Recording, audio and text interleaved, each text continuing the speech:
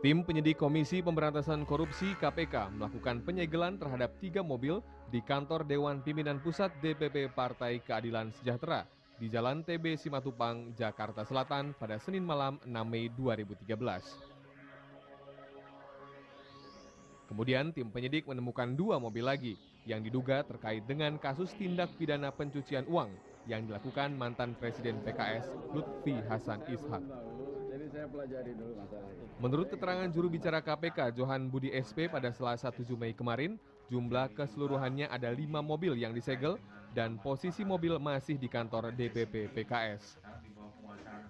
Johan juga membantah jika tim penyidik KPK disebut-sebut tidak membawa surat penyitaan pada saat akan menyita mobil-mobil itu pada Senin malam.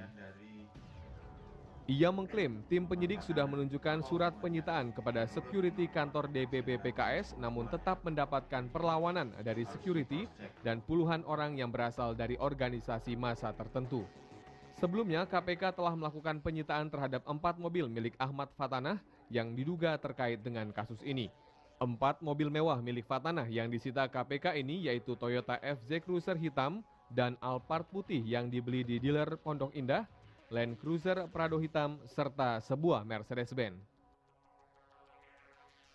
Kemudian KPK menyita 2 mobil lagi yaitu Honda Jazz berwarna putih dengan nomor polisi B15 VTA yang diduga milik Vitalia Sesha, teman wanita Fatanah, dan FJ Cruiser berwarna hitam yang diduga milik Lutfi Hasan Ishak, tersangka kasus suap kuota impor daging sapi di Kementerian Pertanian dan tindak pidana pencucian uang.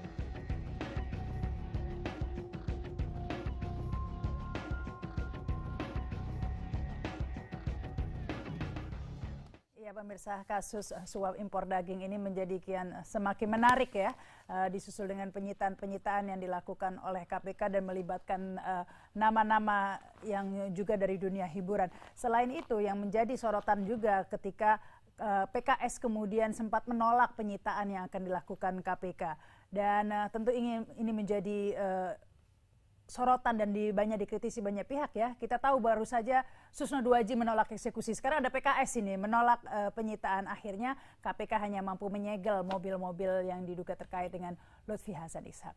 Dan untuk membahas masalah tersebut saat ini sudah hadir di studio ada Donald Faris ya, peneliti ECW. Selamat malam. Malam.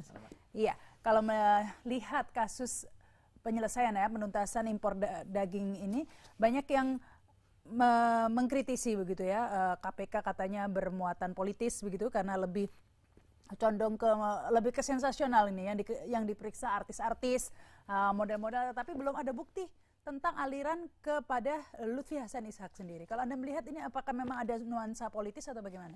Dulu setiap KPK melangkah atau menangani kasus yang ada irisan politisinya, pasti KPK akan selalu dituding demikian. Ketika menangani kasus-kasus yang berkaitan dengan kader Partai Demokrat, KPK dianggap titipan dari partai-partai tertentu yang ingin menghancurkan Demokrat. Pun sebaliknya, ketika KPK menangani kasus-kasus yang ada kader Partai Golkarnya, KPK dituding bekerja atas pesanan penguasa. Menurut saya, dalam banyak fakta itu sudah terbantahkan bahwa KPK tidak dikontrol karena semua partai politik para anggotanya itu kasus-kasusnya pernah ditangani oleh Komisi Pemberantasan Korupsi. Jadi logika itu menurut saya sudah runtuh ketika itu dihadapkan dengan apa yang sudah dilakukan oleh Komisi Pemberantasan Korupsi. Nah, pertanyaan selanjutnya, apakah yang dilakukan oleh KPK ini sensasional? Ingat kita bahwa kasus ini adalah kasus yang menggunakan kasus ketiga Komisi Pemberantasan Korupsi setelah Waude Nurhayati, setelah Jenderal Joko Susilo, kemudian setelah dan kemudian masuk kepada kasus Ahmad Fatanah yang menggunakan Undang-Undang 8 2010 tentang pencucian uang. Maka konsekuensi yuridisnya ketika menggunakan Undang-Undang TPPU adalah semua aset-aset dan semua aliran uang yang berkaitan dengan si terdakwa ini atau tersangka ini tentu akan dibuktikan dan dibawa ke persidangan. Konsep TPPU kan follow the money. Jadi siapapun orangnya, berapapun jumlahnya harus dikonfirmasi kepada yang bersangkutan pernah atau tidak menerima aliran uang seperti apa yang disampaikan oleh PPTK dalam laporannya kepada KPK. Itu menurut saya. Jadi kalau dilihat gerakan KPK saat ini tampaknya yang di follow the money itu ya tadi itu adalah ada artis, model dan lain-lain. Tetapi belum ada follow the money kepada Lutfi Hasan Ishak ini tampaknya. Sumber sentral uangnya kan ada di Ahmad Fatanah, di AF. pun Lutfi LHI pun menerima dari Adman Fatona. Dia diduga dari perusahaan tertentu, dari perusahaan itu diberikan kepada Ahmad Fatona sebanyak 1 miliar, 1 miliar pun diberikan kepada LHI. Dan ada transaksi-transaksi yang sebelumnya PPATK sudah menyampaikan itu kemarin beberapa waktu yang lalu.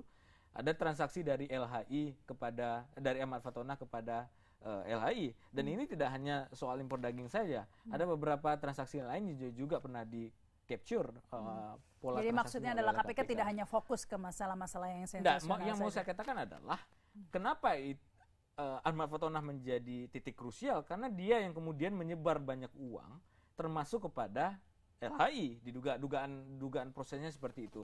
Dan kemudian dialah yang kemudian harus ditelusuri lebih banyak. Jadi kuncinya bukan di LHI ini justru. LHI menerima. Dan dia memperdagangkan pengaruh dalam kasus ini. Bukankah dalam hal ini Fatona hanya sebagai brokernya ya? Iya. Bahwa yang paling menyalahgunakan kekuasaan atau wewenang adalah tentunya yang mempunyai kekuasaan dalam hal ini. Kalau belum terkait dengan kekuasaan pemerintah maupun di partai politik, petinggi partai politik. Yang dilakukan oleh diduga dilakukan oleh HI adalah trading influence, memperdagangkan pengaruh yang bersangkutan. Ketika beberapa proses mentok, kemudian dia melakukan lobby, diduga melakukan lobby kepada Menteri Pertanian, dan akhirnya jalan sesuai dengan apa yang mereka rencanakan tersebut perusahaan ini. Dan di titik itu sebenarnya ada berbagai peran. Peran LHI adalah mempengaruhi orang-orang yang menjadi pengambil kebijakan.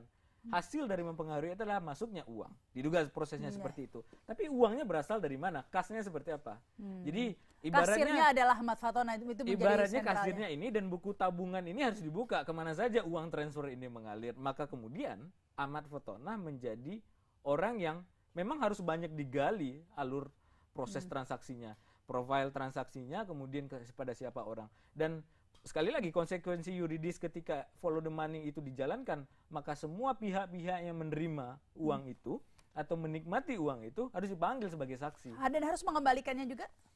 Proses pengembalian tentu harus dilakukan karena itu berkaitan dengan uang yang diduga berasal dari tindak pidana pencucian uang. Kita akan membahas ini lebih jauh ya, karena kadang-kadang kalau kita lihat ya salah satu pengakuan ada yang memang tidak mengetahui asal muasal uang, hanya masalah pekerjaan dan lain-lain. Tapi kita juga akan menanyakan ini komentar dari ICW ini tentang penolakan PKS dalam penyitaan yang akan dilakukan KPK. Tapi kita harus break dulu pemirsa, ada apa berita segera kembali.